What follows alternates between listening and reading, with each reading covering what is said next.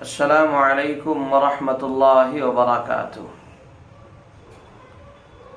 یقین مانے میرے بھائیوں، اللہ تبارک و تعالی نے ہمیں جس طور اور طریقے پر بنایا ہے وہی چیز ہمارے حق میں بہتر تھی۔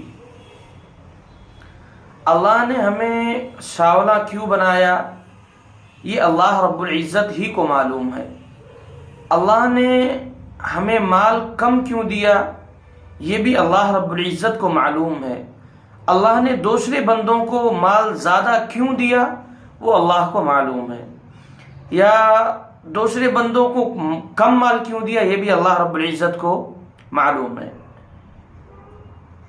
بعض چیزیں ایسی ہیں جس پر ہم یقین نہیں کر پاتے ہیں، ہمارا اعتبار نہیں ہو پاتا ہے، اور ہم بعض اوقات یہ کہہ جاتے ہیں کہ اللہ ہمارے حق میں اچھے فیصلے نہیں کر رہا ہے۔ میں ایک واقعہ بتاتا ہوں جس کے ذریعہ ہم سب کو یہ بات سمجھ میں آ جائے گی کہ اللہ تبارک و تعالی نے ہمارے حق میں جو بھی فیصلہ کر رکھا ہے اس سے بہتر فیصلہ کوئی نہیں ہو سکتا۔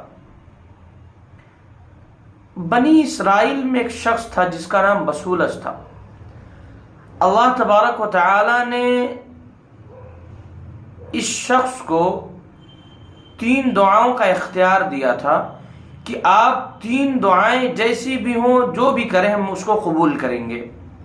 اب چونکہ یہ بسولس شخص جو تھا یہ بہت عبادت گزار اللہ کا قریبی بندہ تھا، تو اللہ تبارک و تعالی نے اس کو یہ 3 دعاؤں کا اختیار دے دیا تھا۔ یہ اللہ کا بندہ جب اپنے گھر پہ آیا، اپنے گھر والوں کے سامنے اس بات کا تذکرہ کیا تو اس کی بیوی نے پہلی دعا مانگ لی۔ اس کی بیوی نے کہا کہ پہلے آپ یہ دعا کریں کہ اللہ مجھے بنی اسرائیل میں سب سے زیادہ خوبصورت بنا دے۔ اب وہ شخص دل ہی دل میں سوچنے لگا، بھائی میری بیوی ہے، میرے لیے راحت کا سامان ہے، لہٰذا میں کر دیتا ہوں۔ اس شخص نے کہا اللہ میری بیوی کو بنی اسرائیل میں سب سے زیادہ خوبصورت بنا دے، لہٰذا اس کی بیوی خوبصورت ہو گئی، اللہ نے دعا قبول کر لی۔ یہ دوسرے دن صبح پورے بنی اسرائیل میں اس کا چرچا ہونے لگا، بڑی خوبصورت عورت ہے، بڑی خوبصورت عورت ہے، اس سے خوبصورت کوئی نہیں ہے، اس پہ خوبصورتی کی انتہا ہو رہی ہے بنی اسرائیل میں۔ اب جب اس کے چرچے ہونے لگے تو اس کے اندر گھمنڈ پیدا ہونے لگا، ایک قسم کی تکبر پیدا ہونے لگی اس کے اندر۔ یہ اپنے شوہر کو دیکھ کر کہنے لگی، ارے یہ میرا شوہر ہے، یہ تو بڑا بدصورت ہے، کالا کلوٹا ہے، یہ میرے لائق نہیں ہے۔ لہٰذا اس تکبر کی وجہ سے وہ اپنے شوہر سے الگ تھلگ ہو گئی، الگ رہنے لگی، بستر الگ کر لی، ہر ایک چیز اس نے الگ کر لیا۔ اب اس کے شوہر کو بڑا غصہ آیا، بھائی میری وجہ سے یہ اتنی خوبصورت ہوئی ہے، میری دعاؤں کے نتیجے میں، میری دعاؤں کے ثمرے کی وجہ سے یہ ایسی ہوئی، اور مجھ سے ہی گھمنڈ تکبر سے پیش آ رہی ہے، مجھے ہی بدصورت بتا رہی ہے۔ لہٰذا اس نے دعا کی اللہ تو اس کو ذلیل و رسوا کر دے۔ اللہ نے اس کو بدصورت بنا دیا اور مکروہ صورت اس کی بنا دی۔ جس طرح کتیا ہمیشہ بھو بھو کرتی رہتی ہے نا، اس طرح یہ اس کی عادت بن گئی، جہاں بھی جاتی بھو بھو کرتے رہتی کتیے کی طرح۔ اب چونکہ یہ عورت اس عمر کو پہنچ گئی تھی کہ اس کے بچے بھی جوان تھے، جب اس کے بچے اپنے قبیلے میں یا اپنے لوگوں سے ملنے جاتے تھے تو لوگ اس کو کہا کرتے، ارے یہ تو اسی کا بچہ نا، وہ اس کتیا کا جو بھو بھو کرتی رہتی ہے۔ اب ان کے بندوں کو اس کے بچوں کو تکلیف محسوس ہونے لگی کہ یار میری ماں کی وجہ سے مجھے بڑا زیادہ الٹا سیدھا سننا پڑتا ہے۔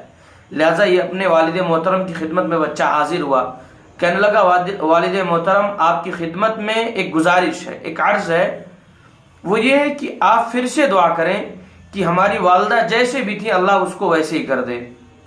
اب چونکہ فرزند ان کے کہہ رہے ہیں تو اس شخص نے، بسولس شخص نے دعا کی کہ اللہ میری محترمہ، میری بیوی جیسی بھی تھی اللہ تو اس کو ویسے ہی کر دے۔ اس نے دعا کی، اللہ نے اس کو ویسا ہی کر دیا جیسے پہلے تھی۔ ہمیں یہاں پہ ایک سبق ملتا ہے، بہت بہترین اور بہت پیارا سبق ملتا ہے۔ اللہ کو معلوم تھا کہ اس عورت یعنی بسولس نامی جو شخص ہے اس کی بیوی کو کتنا خوبصورت رکھنا تھا، کتنا نہیں رکھنا تو اللہ کے علم میں تھا۔ اللہ نے اس کو ویسی ہی حالت میں رکھا تھا جس طرح وہ بہتر تھی۔ جب اس کے شوہر یعنی وہ عورت جو ہے اس کے شوہر بسولس نامی شخص کی دعا کے نتیجے میں جب وہ خوبصورت ہوگی اس کی وجہ سے بہت سارے فسادات ہوئے. بعض مفسرین اور مورخین اس کو یوں لکھتے ہیں کہ اس وقت کا جو بادشاہ تھا وہ اس سے غلط ارادے کے لیے اس کو پکڑوانے کے لیے لوگوں کو بھیج دیا تھا، اپنے فوجی دستہ کو بھیج دیا تھا کہ اگر کوئی پکڑنے کے راستے میں آئے گا تو اس کو بھی مار دینا، اور اس عورت کو تو میرے پاس لے کر کے آ اور میں اس سے زنا کروں گا. تو اللہ کو پتا ہے یہ چیز، اللہ کو معلوم ہے کہ میرے حق میں کیا بہتر ہے، آپ کے حق میں کیا بہتر ہے.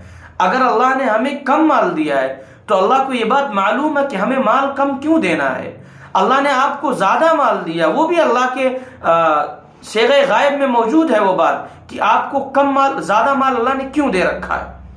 اللہ نے آپ کو خوبصورت بنا رکھا، وہ اللہ کو پتا ہے کیوں آپ کو خوبصورت بنایا ہے.